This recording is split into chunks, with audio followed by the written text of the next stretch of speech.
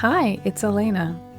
Today we're making something fun and a bit chaotic with the Midcentury Magic brush set.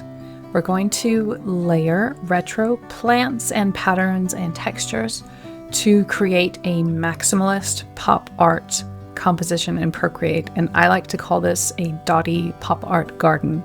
So let's go ahead and get started.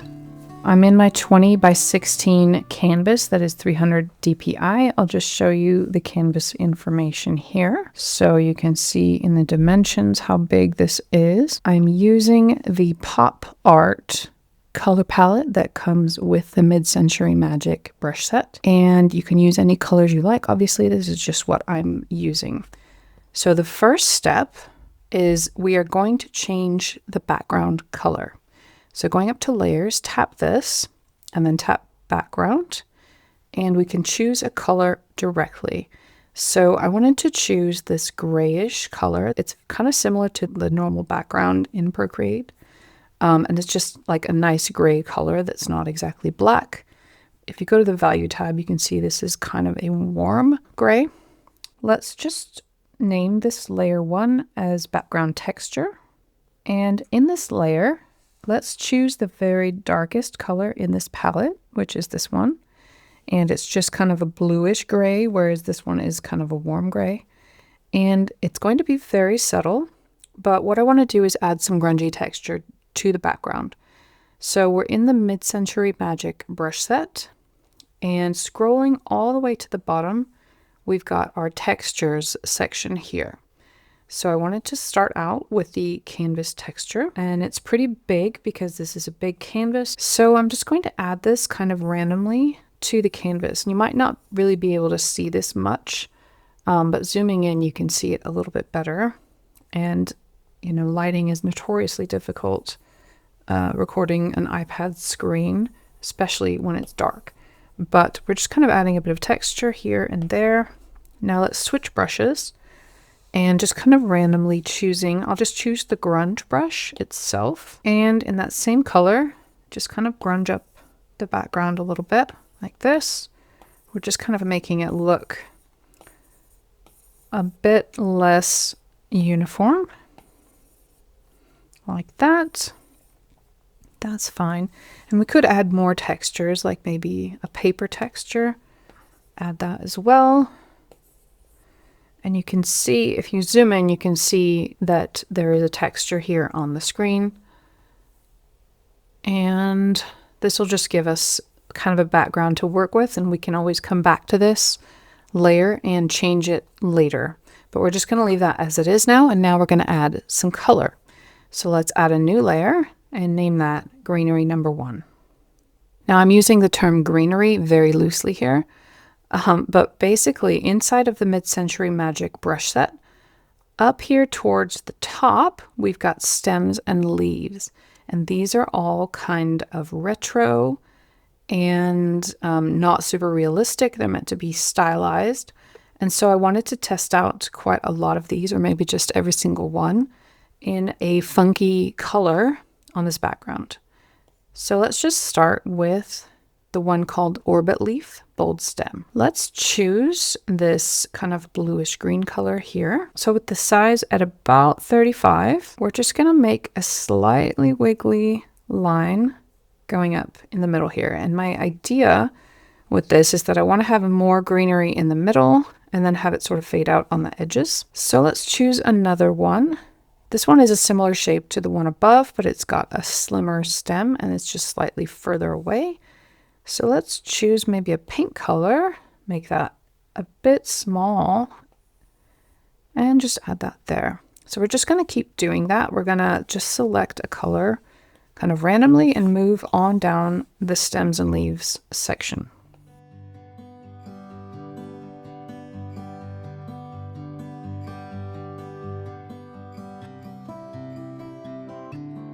And a little bit of overlap is fine. We are going to make some more layers and do some intentional overlapping as well.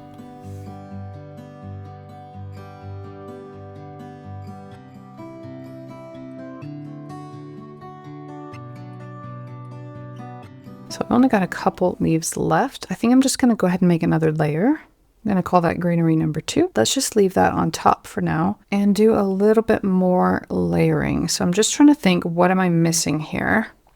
I think we're missing green. There's very much an absence of green here. Let's just keep on adding layers. I'm actually going to add one more layer. So I've changed my layering naming just a little bit. This is greenery on top and this is greenery below. So let's just put that there. Now I wanted to try this retro vine in a rather large size behind everything and see how that turns out. Let's just change the size a bit. I'm trying to figure out where I want it because there's a bit of a gap here. I think I'm just going to bring it up right in between these two like that. Maybe we want to do that one in kind of a subtle green. So I think this is fine. I'm liking how we've got 2 small tufts on the side and then we've got this big one here. And it's all very whimsical and random. What I wanted to do now is to kind of add some patterns really loosely on top of some of these leaves. So what we can do is add a new layer. And I'll just put that on top of everything and just call that embellishments. And let's choose white. So double tapping on the white over here. Let's go down to our patterns. And the one that I wanted to do is the one called Spotty Dots. And I want to kind of loosely trace most of these with, and I thought about doing a clipping mask for this, but I kind of want it to be very loose and, you know, outside the line, so to speak. So I'm just going to make the size rather large, around like 65%, and see how that goes. So if I'm kind of like just making kind of a fun line by each of these, kind of like scribbling, that's kind of what I intended to do. So I'm not going to do it for all of them. I might do a different pattern on some, and I'm just kind of like drawing dots around it. Let's do that here too. So maybe we're not done with those, but let's just move on for now. Let's make a new layer and let's actually move that to the very bottom below the background texture. So I wanted to add more color to the background. And I'm just going to call it background dots like that. Maybe let's go with this purple. So I'm going to choose some darker colors for this so that it's still kind of part of the background, not standing out as much as these greenery areas. And let's go with irregular dots. And this one, just like all of these patterns, is pressure sensitive, which means that if you use a light touch, the dots are not very big. If you use a more pressure touch, then the dots get bigger, like that. And I actually kind of like that, so I'm going to keep it. And let's do kind of similar over here. So when you see the dots get smaller, that's because I'm not using as much pressure. And I wanted it behind the canvas because now the canvas is poking through a little bit more on this. So let's choose a different color, a darker one this time, kind of a dark blue there. And in the same brush, without changing the size, we're all the way up on size, but we can use a light touch on top of this area where we used a heavy touch and sort of vary the pressure a little bit here. And so we get some layered dots. The dots are kind of going to the same area. And we can even make some bigger ones in this color as well. Kind of do the same thing here. So it's kind of hard to see what I mean through the texture, but basically like this dot here has got a darker dot in the middle of it. So it just makes it a little bit more interesting. And let's choose a few colors to do this. So let's choose this kind of burgundy color here as well. And you can see the effect a bit more here. And because it's kind of blending in with the background, it's not as bright. And that's not really showing up a whole lot. Let's choose this lighter purple and be really sparing with this, but kind of add it in a little bit as well. So kind of what I was going for here is like layered dots on top of each other, kind of like this. Just have an interesting sort of pop art look to it. Using a really light touch here. Let's just finish off with a blue as well, which also shows up pretty well in here.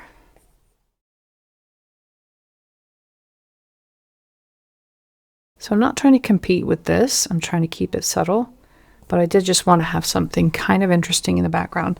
Okay, so now I would like to add a texture to all of these plants. They're just looking a little bit too like cartoony for me, and I would kind of like everything to have some texture and pattern on it. So what I'm actually going to do, I've got these in 3 layers because I wanted to arrange them just the right way. But now that that's all arranged, I can just merge them down. So I'm going to tap that and tap merge down and merge down. So now we have all the greenery in 1 layer, and I'm just going to rename that accordingly. We've got all the greenery in the same layer, and what we can do is add a layer above that and rename that texture. What we can do now is we can tap that layer and make it a clipping mask. So in our colors, we could just go with white. I wanted it to be a little bit more subtle, so I chose this off-white color here. And going back to the Midcentury Magic brush set, if you scroll all the way down to the textures once again, I wanted to add a cardboard texture to the greenery. So I just selected the cardboard, and this is in a clipping mask, which means that we won't go outside the lines, and we're just adding texture to whatever's in the layer already. So when I'm pushing harder, you can see the texture gets more bold. So I'm varying my pressure as I go, and I'm just going to add this texture to all of the leaves at once like this. So it kind of makes them look like they're made of cardboard. Not really, but you know, it's just like a subtle texture on them so that they look a bit more grungy. So I'm okay with that. I think that looks good.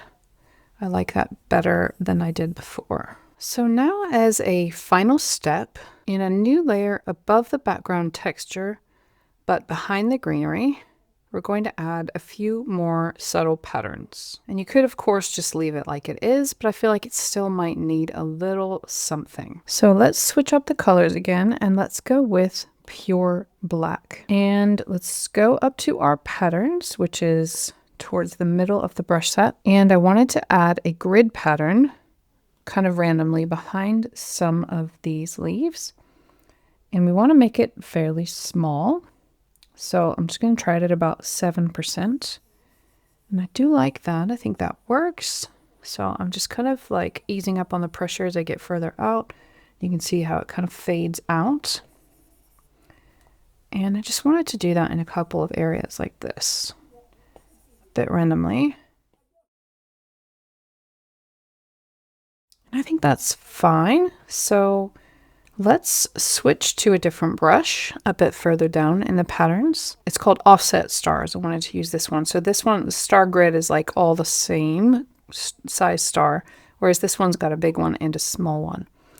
And for this one, instead of black, let's choose this gray color so it's a little bit lighter, whereas the black was a little bit darker. We can just go ahead and stay in the same layer, and let's just test this out. That's a bit small. We are on a large canvas, so I'm making that a bit bigger.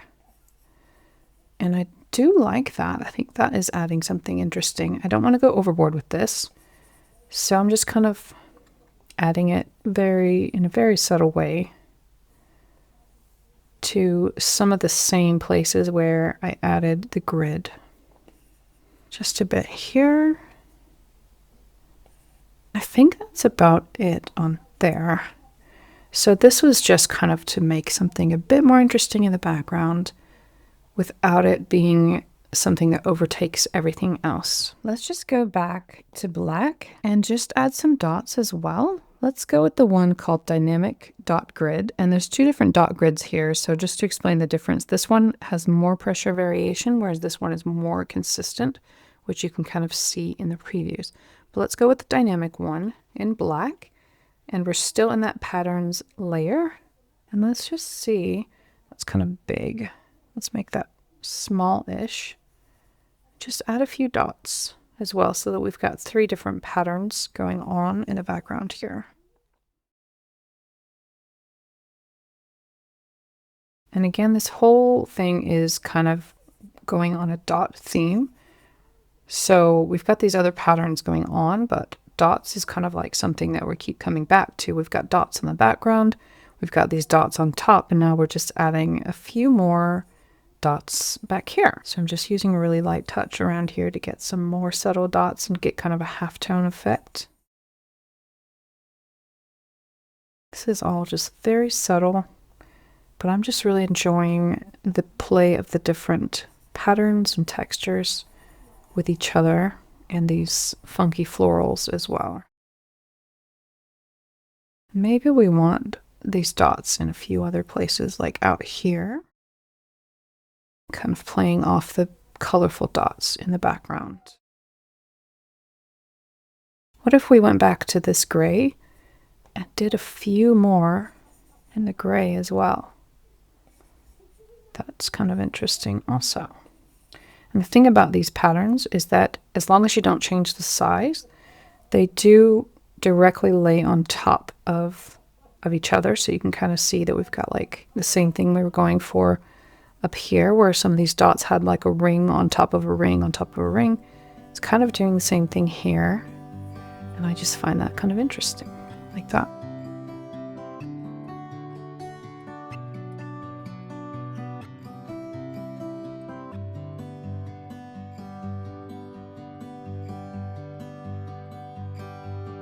So that is about it. This is a very chaotic piece. There is a lot of things overlapping, plants and patterns and textures, and I like it chaotic. This is what I like to do. I like to test out brushes in this way to see how they mix and match with each other. If you want to try out the Midcentury Magic brush set, there is a purchase link in the description below. And otherwise, I hope that you leave this video feeling inspired to create and to play around in Procreate yourself, and I'd love to see what you come up with. Thank you so much for watching, and I will see you next time.